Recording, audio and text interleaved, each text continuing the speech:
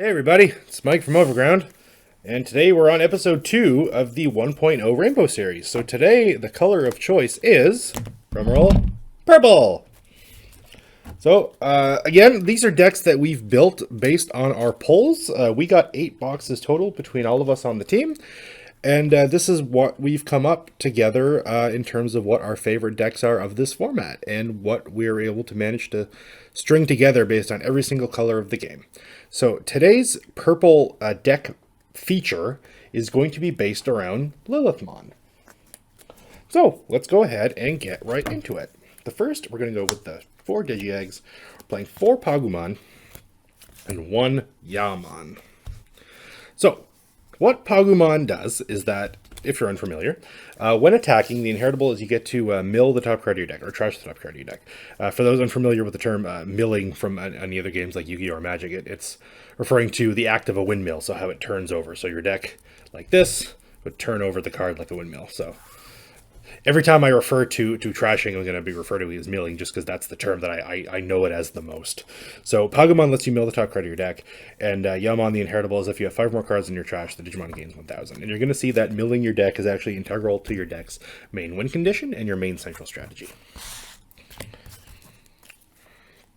Those are the babies. So now we're going to go into the rookies. And for the rookies, it's a pretty interesting lineup. So, and you've probably seen this all before because I'm not the first person to post a purple deck profile on YouTube. But we're going to be playing 4 Iman. This is pretty standard for purple, Lillithmon deck or not. So the Iman here is that it's a standard rookie, 3 to play, 0 to evolve, 1000 DP. And the reason it's so low is because it carries with him a really cool effect. And his effect is that on deletion, so when he's destroyed, you get to mill the top 3 cards of your deck. So if you were to evolve him on top of Pagumon, for example, you can attack with them, mill the first one, and then you're probably throwing him into your opponent's security. He's likely going to die because he's only got 1000 DP, and then you get to mill 3 more. And the more you mill in this deck, the more you're going to kind of see that you're going to be setting up cool little interactions and combos. Your graveyard or your trash in this game is basically going to be like your second hand. You're going to be able to play combos out of it, as well as play combos out of what's actually in your hand specifically. So Iman helps you set up for your bigger plays moving down the road. And the next rookie is going to be 4 of the Virus Gabamon, or Data Gabamon, but purple Gabamon. What this Gabamon does is that, as an inheritable, you get to, on deletion, you get to draw 2 and then discard 1 card from your hand. So what this does is that this is kind of a more controlled mill, because whereas the general mill is a lot more randomly generated, this lets you control what exactly you're going to put into your graveyard, because you get to choose from your hand. So if you draw a specific combo piece that you want to access later, or you need to discard something specific now for the combo, you have that option to do now, instead of potentially hitting very strong cards out of your deck with the mill engine. For as strong as it is, and as much as it contributes to your final end game in this deck, sometimes milling can be a detriment, because you could potentially lose a lot of important pieces in your deck that you otherwise would have wanted to keep. Now, thankfully, there's a lot of methods of recursion in this deck to pick up cards that you might have lost by mistake, but I do like Gabumon a little bit better than Iman, just because you have full control over what you send to your graveyard in that respect. Next up, we have 4 to Piermont. And then to Piermont, similar to Gabamon, on deletion, you just get to trigger draw 1. So you just get to free card, draw right out of your deck. This is good for a number of reasons, because drawing cards in card games is always fantastic, and also because it's an extra consistency piece to get you closer to your final end board, which we're going to get to very soon. Now, you're going to notice that a lot of these rookies have on deletion effects, which is kind of counterintuitive to how the game as a whole plays, because generally you want to level up your rookies into ultimates, champions, and megas, etc., in order to achieve maximum potential. But in these ones, you actually want to throw them against your opponent's security, or to destroy them through the deck's own mechanics, which we're going to get to soon, in order to trigger their effects. So next, the rookies are 2 Tsukaimon. This rounds out the last of the rookie list. And what Tsukaimon does is that its inheritable is that the Digimon that evolves into it, on deletion, you get to gain 1 memory. So I just discussed that you could potentially destroy your own Digimon in this deck. So this means that with Tsukaimon, by destroying your own Digimon to advance your board state, you're actually going to get extra memory as well to continue playing the game. So next, we've got our champion lineup. And this is probably one of the best champions probably in the game, and especially in purple. And this is Devimon. So Devimon evolves for 2 on top of a purple Digimon, and it has retaliation. So retaliation is the English word for what otherwise would have been vengeance. And what that means is that any Digimon that destroyed Devimon is also destroyed. So this is cool because it means you can actually slam your Devimon against your opponent's Digimon, and then they'll all get taken down together. This also means that if they decide to attack Devimon on their own volition, that Digimon will also be destroyed. And the coolest thing about Devimon is that not only does he pack retaliation on himself, whatever he digivolves into carries that with him as well, because he's got retaliation as an inheritable skill. So you can actually make some pretty cool combos in this deck where you can build up to a higher level Digimon with retaliation and then just kind of take out your opponent's board while getting so much more advantage on your megas. So the next champion is just standard blocker. This is Vilemond. So again, in line with our 6,000 2 cost to evolve, 5 cost to drop blockers. Every color's got one. This is just purple's option. And so that's it for the champions. It's a very slim champion lineup, but that's all you really need in this deck. And the reason I say that is because this deck is more inclined to give your opponent lots of memory and drop big guys to trigger huge swings in tempo than it actually is interested in digivolving. And that kind of goes back to the comment I made earlier about how your rookies are more interested in being deleted to advance your game state. That's because this deck doesn't necessarily want to evolve in a traditional way. It doesn't play kind of the game in the traditional way that it's meant to be. Because, yeah, you'll see what I mean very soon. So we're going to move into the ultimates, and the ultimates is 4 Chimeramon to start. So this is the first of the many big costed on-play abilities that give you huge swings in tempo. So the Chimeramon lets you delete one of your other Digimon to delete one of your opponent's level 5 Digimon. So, now you're finally starting to see the combos. If I have Piermont, for example, because he's the first one I found, I could summon Chimeramon, I could destroy my Piermont, and then I could actually get to destroy a level 5 or a lower Digimon in my opponent's side of the field, and then I get to draw one. So I don't actually lose any advantage in that respect, and my opponent still loses one Digimon. And a level 5 is an ultimate level, so that means that it can destroy very strong Digimon in that slot as well. So that's the first ultimate we're playing in that respect that kind of takes advantage of the... I'm going to call it the sacrifice mechanic, just to make it easier for me, because that's kind of how we've colloquially called it in the house.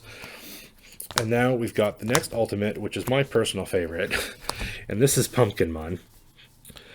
And the reason I love him so much is because look at him, he's playing at an arcade game. It's so cute.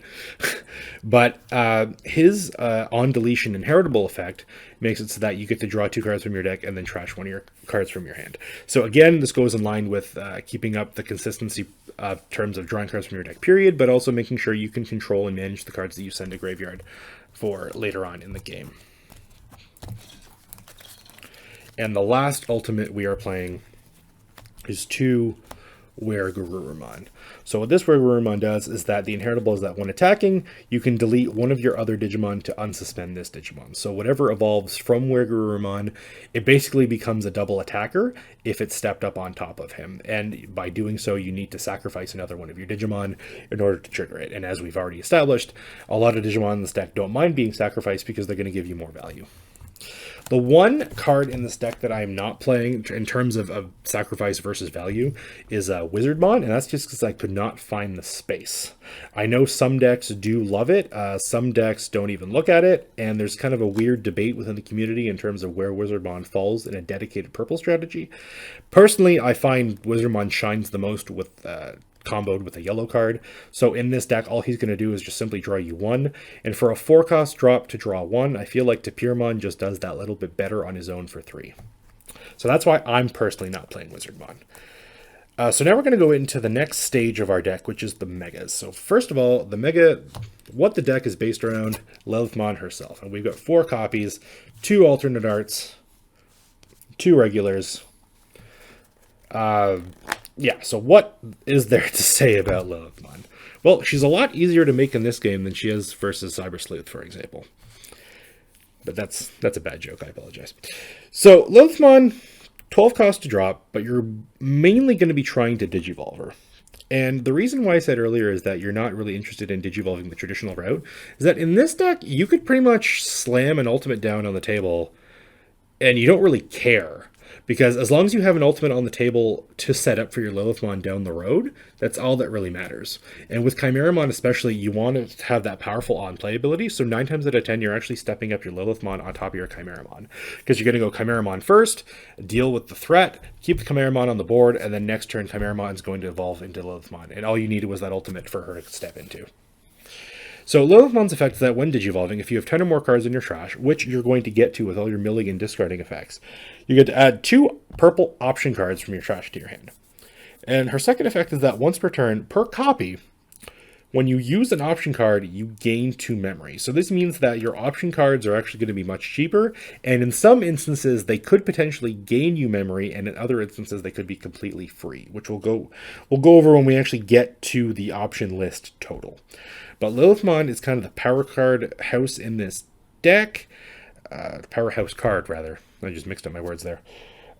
Yeah, you want to get to your 10 trash quota, and by that point in time, and this is where I talk about controlling mills, because there are kind of one-off options that we play in this deck, so if you can control which options you send to grave early on, that means when you eventually get to your Lillithmon drop, you actually have a full suite of options available to you right away.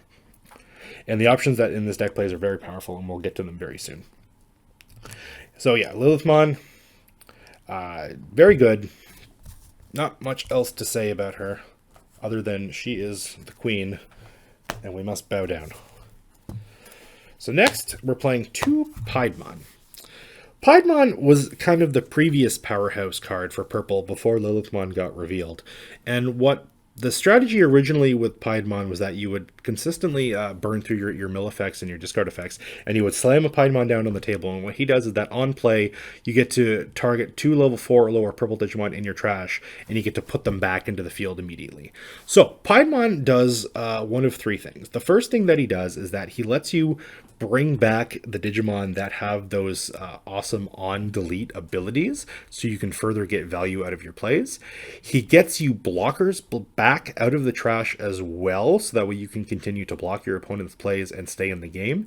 And he provides you extra bodies, so that way on the next turn you actually have a potential to kill shot with your opponent. Also, he has retaliation kind of baked into his own text as well. So as we've learned with the Devimon, retaliation is really good. You can just crash your Piedmont into one of your opponent's Digimon, and you'll take him down with you. So the last Mega we're playing, mostly because we just got one, but secondly because it's not really that integral to the deck strategy, and that's just Belzeman. We already have 4 Impmon in the deck, so Belzeman, the ability to kind of just step into a Mega for basically 4 cost on potentially turn 2 even, is really strong. On summon, you can delete, I keep saying on summon, I'm so confused with my Yu-Gi-Oh terms now. Sorry, when Digivolving, rather, you can delete an opponent's level 4 or lower Digimon, and then if you have, you can, I forgot to mention, the Digivolve for 4 is only if you have 10 more cards in your trash as well. But you can evolve them right into an Impon, you can warp up Digivolve them basically right to Belzeman, similar to what happens in Tamers. And yeah, and the reason we're only playing 1 copy is because you can recur this often with the purple Matte Tamer, which can also be used to take other cards back in the deck. So if you end up milling this, or if you have it in your hand, you can kind of discard it safely, knowing that you don't really need it right away, but if you do end up ever needing it, you can just claim it back whenever it's necessary. So yeah, Belzeman, just a one-off for now. If we had more copies, we might play it, but I personally feel that I like it at 1, just because it kind of ties everything together. So that is it for the Digimon lineup. Now we're going to go into the option suite, and I'll kind of explain my choices, because my choices, although similar to what other decks I've seen people build up to this point, and what I've seen, what I've played against too, my option suite's similar but a little bit different. So we're going to go first 3 Trump Sword. So Trump Sword, is basically the purple equivalent of Gaia Force. It's your main removal card in an option. If you hit it off your security, it triggers. But what makes it a little bit worse than Gaia Force is that it deletes an opponent's unsuspended Digimon. So they need to be in the active state for it to trigger. But that doesn't mean that it's not a terrible card. It just means that there are some very specific niche situations that you can actually pull it off. However, with Lillithmon, it costs 5, so it becomes a bit of a much cheaper Terra Force in that respect, because you can kind of deal with your opponent's threats immediately, and you don't actually have to burn that much memory. So the next option we're playing is 3 Night Raid. I guess I called it Grizzly Wing earlier. That's what we thought it was going to be localized as. Oh, there's a little bit of a glare, but I assure you it's a 3rd Night Raid. So what the Night Raid does is that, again, if you're using Yu-Gi-Oh terminology, this is Monster Reborn. So you pay 2, you get to play a purple level 3 Digimon from your trash for free. And with Lillithmon, Night Raid actually becomes completely free. So you don't have to spend any extra memory to just drop a level 3 from your trash for free. So again, similar to Piedmont, this lets you put a body on board that you can potentially sacrifice. It gives you a body you could potentially attack with as well at later points in the game. So now, for the next set of options, I am playing 2 Back for Revenge. Again, with Lillithmon, this is free, and what this does is that on delete, it gives your Digimon on deletion play this card without playing its memory cost. So what this essentially does is that, especially with all of your Digimon with retaliation that you get from Devimon, retaliation that you can, oh, Adam's coming in to try to fix the glare. It's fine. Yeah. Anyway, back to the retaliation statement. If you have a Digimon with retaliation and you've stuck a Back for Revenge on them, you can swing with retaliation to get rid of your opponent's threat, and then your Digimon basically comes back out of the trash for free. And it's almost as if you destroyed their Digimon without losing absolutely anything. So it's really good, and with Lillithmon, it's literally free, so there's no reason not to play multiple copies. It's really good in your hand, and you can recur it later with Lillithmon's effect, as well as the Black Mat. So the next 2 options, I'm only playing 2 of, and this might be a bit of a controversial statement, and that's Darkness Claw and Heat Viper. A lot of people are actually playing 1 Back for Revenge and multiple Darkness Claw. The argument is that Darkness Claw is basically the Hammer Spark of purple, because you play it for 1, and the Lillithmon gives you 2, so you actually gain 1 memory, and if it's flipped in your security, you actually gain 2 memory similar to Hammer Spark. However, my argument is that Darkness Claw, for what it does, it only gives plus 3,000 to a Digimon. In a deck that is primarily focused on using cards like Retaliation, DP buffs don't really make a difference. And having multiple Darkness Claws in your hand in the beginning of the game are literally bricks. They do not advance your game state by any stretch of the imagination. I'd rather have 1 copy in my hand and discard it off of the Gabamon or the Pumpkinmon, or I'd rather mill it off of Pagumon or Iman as well. And then if I need to recur it later on in the game, it's there, it's available in my trash. I can just get it back and use it as necessary. Similarly, Heat Viper. Heat Viper is a very strong card, but I feel that multiple copies of it, especially in the early game, isn't very good, because your opponent isn't necessarily, especially this is only much stronger in decks like Rookie Rush, because your opponent is never usually going to have multiple level 4s on the board at one point in time, unless they're just going really wide based on the game state that they have in their hand, etc., etc. So Heat Viper, again, similar to Darkness Claw, if you can get it into your grave through any means based on how the deck functions, you can just recur it back with Lillithmon or Mat and play it when necessary. So these are my personal take on the purple options. I feel like this is the strongest ratio for what I've tested with and what I've enjoyed. My deck is different. You might like something different. You might think yours is better. You might actually be better, and you might be right. But that's just what I've come to like up to this point in terms of our purple testing and our purple building off what we got from our 1.0 set. And the last 3 cards of the deck is just the purple mat that I keep referring to. And that's this boy right here. So Mat, standard memory gainer, tamer, 4 cost. If you have 2 or more or less, you go to 3. But the reason that you want to play multiples of this is that his on-play effect is actually really, really, really good. And what he does is that you can add 1 purple Digimon or purple option anywhere from your grave right back to your hand. So now this kind of brings the deck full circle with the milling strategy, is that you have Matt to literally, again, this is your second hand of sorts. Matt can recur you absolutely anything that is in your trash, and you can add it to your hand to play again ad nauseum. So that, yeah, there's not really much else to say about Matt. He's just a very strong card, and he helps you tie everything together. Tie everything together, even though he's Matt. Well, that is it for the second episode of the 1.0 Rainbow series. This is our take on Lillithmon, and I hope you guys enjoyed. Again, don't hesitate to leave any comments. Let me know if you want to change anything, or if you have any other suggestions of how the deck will be built. This is our favorite take on the deck based on what we ended up getting from our boxes, and this is what we've enjoyed messing around with so far in this current 1.0 format. So again, if you guys like this content, if you guys want to keep seeing more Digimon stuff that we make, I mean, we're going to make it anyway, whether you subscribe or not, but I'm going to ask you to subscribe because that's how this works. So yeah, please do. Please help support the channel, and we'll see you guys in the next one. Take care.